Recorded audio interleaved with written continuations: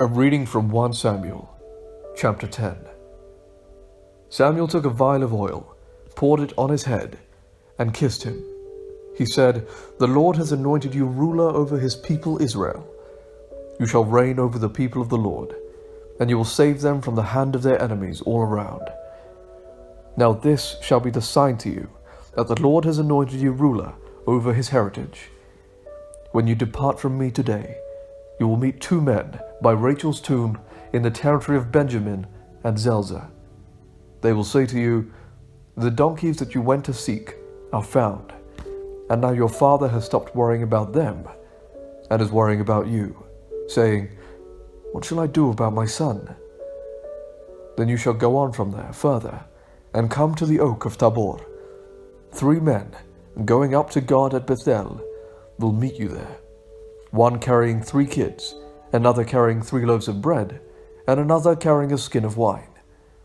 They will greet you and give you 2 loaves of bread, which you shall accept from them.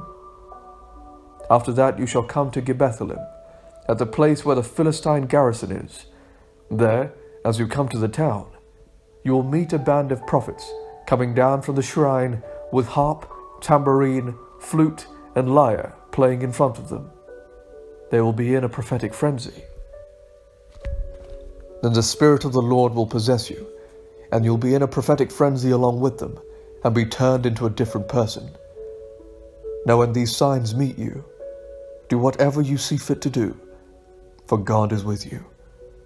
Then you shall go down to Gilgal ahead of me.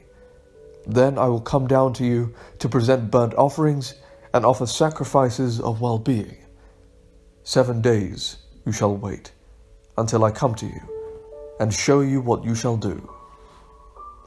As he turned away to leave Samuel, God gave him another heart, and all these signs were fulfilled that day. When they were going from there to Gibeah, a band of prophets met him, and the Spirit of God possessed him, and he fell into a prophetic frenzy along with them.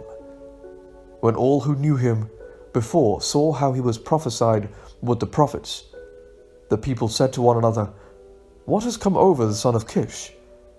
Is Saul also among the prophets?" A man of the place answered, "And who is their father?" Therefore it became a proverb, "Is Saul also among the prophets?"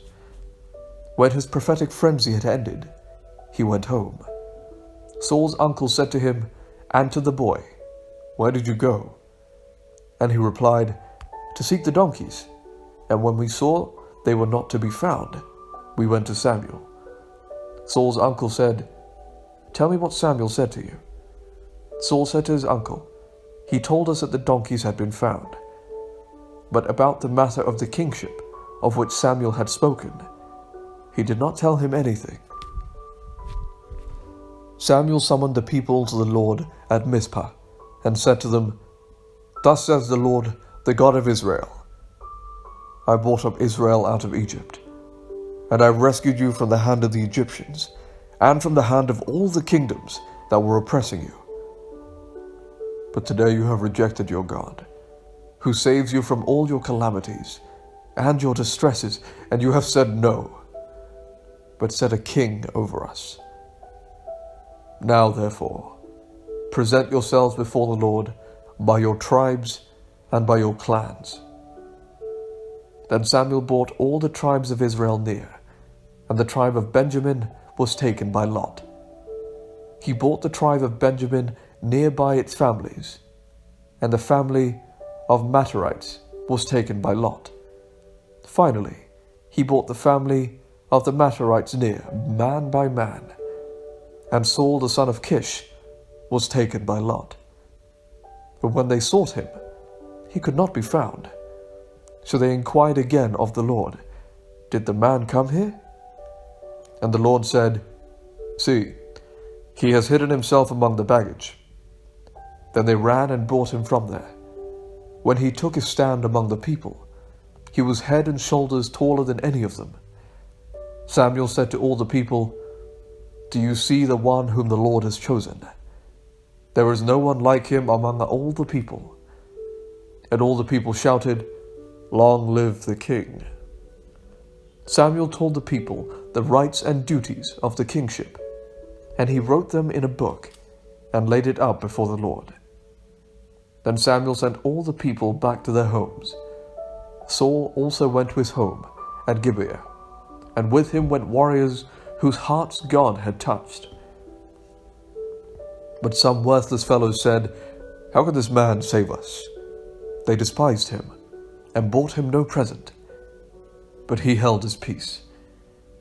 Now Nahash, king of the Ammonites, had been grievously oppressing the Gadites and the Reubenites. He would gouge out the right eye of each of them, and would not grant Israel a deliverer. And no one was left of the Israelites across the Jordan, whose right eye Nahash, king of the Ammonites, had not gouged out. But there were 7,000 men who had escaped from the Ammonites, and had entered Jabesh Gilead.